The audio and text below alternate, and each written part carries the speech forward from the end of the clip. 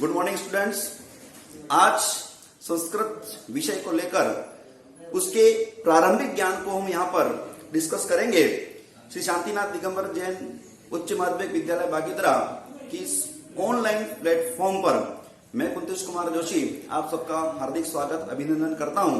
आज का ये जो पूरा वीडियो है वो मूलतः कक्षा 6 और 7 को यानी कक्षा 6 और 7 कक्षा के बच्चों को ध्यान में रखकर उनसे जुड़े हुए जितने भी प्रारंभिक ज्ञान की जो बातें हैं वो मैं आपको यहाँ पर बताने वाला हूँ। देखो, हिंदी और संस्कृत दोनों में काफी कुछ समानता है, लेकिन फिर भी बहुत सी बातों को लेकर दोनों में अलग अलग बातें पाई जाती हैं, जिनको एक मान लेना शायद ये हमारी गलती होगी। ऐसी ही कुछ तथ्यात्मक बातों को लेकर मैं आज सबके सामने उपस्थित हुआ हूं और ये प्रारंभिक जानकारी का होना आवश्यक है, तब जाकर हम बृहद रूप में संस्कृत विषय को हम अध्ययन कर सकते हैं। इसलिए सबसे पहली बात अगर हम देखें तो हिंदी के अंदर जहां वचन की बात करें, हिंदी में वचनों की बात करें तो हिंदी के अंदर वचन जो होते हैं वो दो होते हैं। कितने होते हैं? दो होते हैं, एक वचन और बहुवचन। लेकिन यही वचन जब हम संस्कृत के अंदर देखें, संस्कृत के अंदर जो वचन होते हैं वो होते हैं 3। संस्कृत के अंदर वचनों की संख्या जो होती है वो 3 होती है। उसके अंदर सबसे पहले आप क्या आएगा? एक वचन, दूसरा आप क्या आ जाएगा? द्विवचन, और तीसरा जो आएगा आपके वो आ जाएगा बहुवचन। तो संस्कृत के अंदर वचन 3 प्रकार होते हैं और वही हिंदी के अंदर संस्कृत जो वचन होते हैं वो 2 प्रकार के होते हैं, एक वचन और बहुवचन। तो ये कॉन्सेप्ट हमारे मन में होना, दिमाग में होना चाहिए कि संस्कृत और हिंदी के अंदर वचनों को लेकर अलग अलग हैं। हिंदी के अंदर मैं पुनः बता रहा हूं 2 वचन होते हैं, एक वचन बहुवचन, जबकि संस्कृत के अंदर वचनों की संख्या जो होती है 3 होती है, एक वचन, द्विवचन और बहुवचन। ठीक उसी प्रकार अगर हम आगे देखें हिंदी के अंदर अगर हम लिंग की बात करें और संस्कृत के अंदर लिंग की बात करें तो इनमें भी अलग अलग बातें अपने को ध्यान में रखनी है। हिंदी के अंदर जहां हम लिंग की बात करें तो वहां पर केवल 2 लिंग होते हैं, पुल्लिंग और स्त्रीलिंग। देखिए, हिंदी के अंदर 2 लिंग होंगे, पुल्लिंग और दूसरा हो जाएगा स्त्रीलिंग। देखो, यहां पर एक उच्चारण की दृष्टिकोण से भी अमूमन देखें तो बहुत से बच्चे ऐसे होते हैं जो इसका उच्चारण गलत करते हैं, पुल्लिंग बोलते हैं, लेकिन इसका जो सही उच्चारण जो होता है पुल्लिंग होता है, पुल्लिंग कभी नहीं होता है। तो हिंदी के अंदर जहां हम लिंग की बात करें तो 2 प्रकार के, पुल्लिंग और स्त्रीलिंग। लेकिन जब यही चीज अगर हम संस्कृत के अंदर देखें तो संस्कृत के अंदर लिंग 3 प्रकार के होते हैं और हिंदी के अंदर 2 प्रकार के होते हैं। अब इसके अंदर कौन कौन से? 2 तो यही हो जाएंगे, पुल्लिंग, दूसरा आपका हो जाएगा स्त्रीलिंग और तीसरा आपका हो जाएगा नपुंसकलिंग। ये 3 प्रकार के लिंग संस्कृत के अंदर पाए जाते हैं। देखिए, इसके उच्चारण के अंदर भी बहुत से लोग गलती करते हैं, नपुंसकलिंग, लेकिन एक्चुअल में जो इसका उच्चारण होता है वो होता है नपुंसकलिंग। ठीक है ना, इस चीज को ध्यान रखें। ये हो जाएगा पुल्लिंग, ये होगा नपुंसकलिंग। ठीक है ना। तो हिंदी के अंदर 2 लिंग और संस्कृत के अंदर 3 प्रकार के लिंग हो जाएंगे। ये चीज भी आपको ध्यान रखनी है। 2 चीजें मैंने आपको क्लियर करवाई, एक तो वचन को लेकर हिंदी के अंदर 2 वचन होते हैं, संस्कृत के अंदर वचन 3 प्रकार के होते हैं। वहीं अगर हम लिंग की बात करें तो हिंदी के अंदर केवल 2 लिंग होते हैं, जबकि संस्कृत के अंदर 3 प्रकार के लिंग होते हैं, पुल्लिंग, स्त्रीलिंग और नपुंसकलिंग। अगली बात करें अगर हम पुरुष की बात करें, देखो सबसे पहले तो समझना ये कि पुरुष क्या होता है। संस्कृत के अंदर पुरुष एक शब्द आता है जिसको अगर हम देखें प्रथम पुरुष, मध्यम पुरुष और तीसरे प्रकार का आता है उत्तम पुरुष। ये पुरुष की अवधारणा क्या है? क्या होते हैं पुरुष? देखिए, इंग्लिश के अंदर एक टॉपिक आता है person, first person, second person और थर्ड पर्सन। ठीक है ना। देखिए, यहां पर प्रथम पुरुष के अंदर अगर हम धातु रूप देखें, पूरे धातु रूप की परिकल्पना करें तो देखो यहां पर मैं 3 प्रकार का लिख रहा हूं। एक तो आ जाएगा सह तौ ते प्रथम पुरुष, सह तौ ते प्रथम पुरुष। दूसरा अगर हम देखें तो यह आ जाएगा त्वम युवाम यूयम, यह आपका आ जाता है मध्यम पुरुष के अंदर। और तीसरे में देखें तो आ जाएगा अहम आवाम वयम, अहम आवाम वयम, यह आपका आ जाता है उत्तम पुरुष। ठीक है ना। अब इसको थोड़ा सा समझने का प्रयास करें। सह का मतलब होता है वह, तौ का मतलब होता है वे दोनों, और ते का मतलब होता है वे सब। ये किसमें आएगा? प्रथम पुरुष में। अभी केवल अर्थ समझना है, इसको मैं आगे बता रहा हूं। त्वम का संस्कृत हिंदी अनुवाद होता है वो होता है तुम, युवाम का होता है तुम दोनों, और युयम का होता है तुम सब। आगे देखें, अहम, अहम का मतलब होता है मैं, आवाम का मतलब होता है हम दोनों, और वयम का मतलब होता है हम सब। देखिए अगर मैं बोल रहा हूं और आप सभी सुन रहे हैं तो दो बातें हो गई। मैं बोल रहा हूं तो ये तो हो गया फर्स्ट पर्सन आई, जिसे इंग्लिश के अंदर हम देखते हैं मैं, आई, यानी अहम का मतलब होता है मैं, तो ये तो आ गया अपना प्रथम पुरुष। ठीक है ना। ये यहां संस्कृत के दृष्टिकोण से आ जाएगा उत्तम पुरुष। ठीक है ना। जो फर्स्ट पर्सन होता है वो संस्कृत के अकॉर्डिंग आ जाएगा उत्तम पुरुष। मैं आपसे बात कर रहा हूं, मैं आपसे बात कर रहा हूं, आप सुन रहे, यानी मैं वक्ता हूं और आप श्रोता हैं, तो आप हो जाएंगे सेकंड पर्सन, और यही संस्कृत के अकॉर्डिंग हो जाएगा मध्यम पुरुष। त्वम, तुम, मैं बोल रहा हूं और आप सुन रहे हैं, मैं बोल रहा हूं आप सुन रहे हैं, तो मैं तो हो गया फर्स्ट पर्सन, यानी संस्कृत के अकॉर्डिंग हो गया उत्तम पुरुष। ठीक, आप सुन रहे हैं इसका मतलब आप सेकंड पर्सन हुए, और संस्कृत के अनुसार देखें तो ये हो जाता है मध्यम पुरुष। क्या हो जाता है? मध्यम पुरुष। अब तीसरे प्रकार जिसको हम थर्ड पर्सन कहते हैं, मैं और आप मिलकर जब हम किसी अन्य पुरुष के या किसी अन्य के बारे में बात करते हैं जो यहां उपस्थित नहीं है, तो वो कहलाता है थर्ड पर्सन, यानी प्रथम पुरुष। ठीक है। तो ये पुरुष की परिकल्पना जो संकल्पना जो है वो संस्कृत के अंदर अपने को ध्यान में रखनी पड़ेगी, क्योंकि इसका संस्कृत से हिंदी अनुवाद और हिंदी से संस्कृत अनुवाद अगर देखें तो ये बहुत काम आएगी चीज, और इसको समझना जरूरी है। ये कम से कम ध्यान होना चाहिए। सह तौ ते प्रथम पुरुष, त्वम युवाम यूयम मध्यम पुरुष, और अहम आवाम वयम उत्तम पुरुष। अब इसका उपयोग किस तरीके से होता है, कहां करना है, इसका हम नेक्स्ट वीडियो के अंदर इसके बारे में देखेंगे। लेकिन अब तक हमने जो चीज देखी उसको आप एक बार पुनः जल्दी से सुन लीजिए। सबसे पहले मैंने आपको बताया था 3 प्रकार के वचन संस्कृत के अंदर, हिंदी में कितने हो जाते हैं? 2।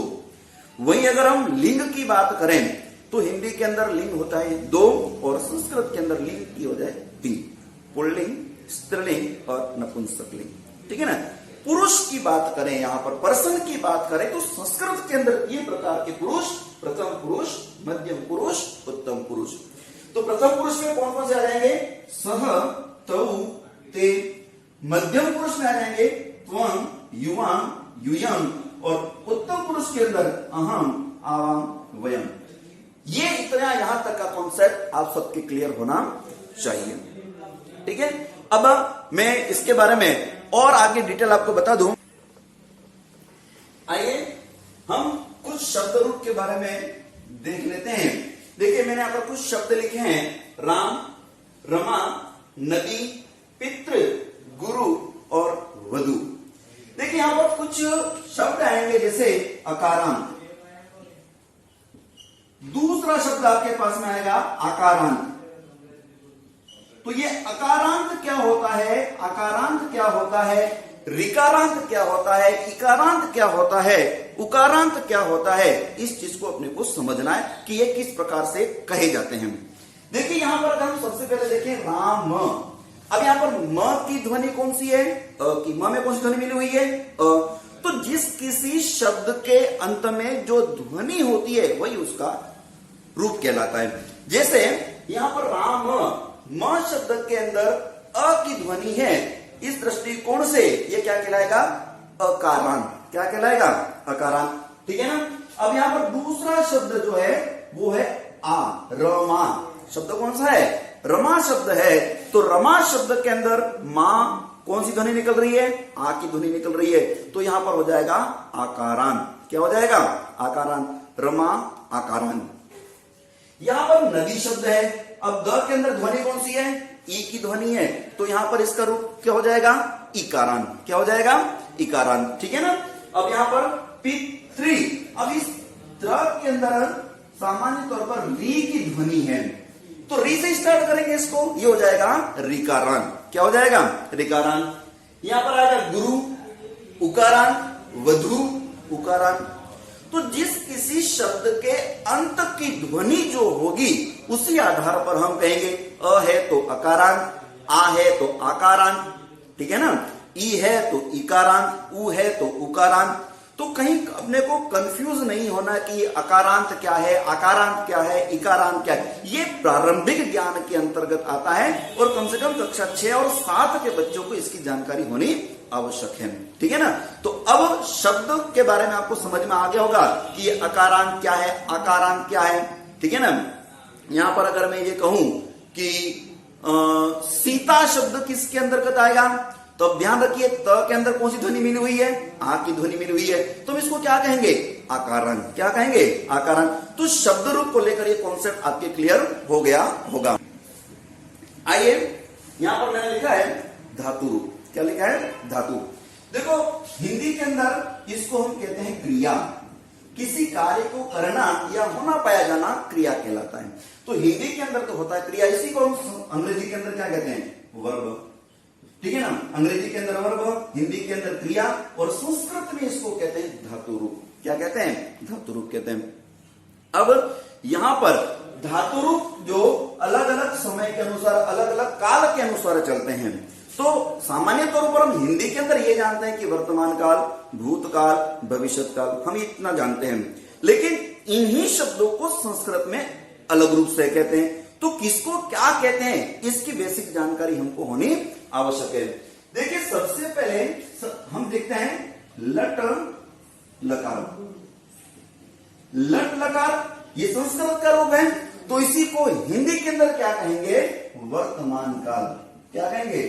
वर्तमान काल कहेंगे। वर्तमान काल को संस्कृत में क्या कहेंगे? लट लकार।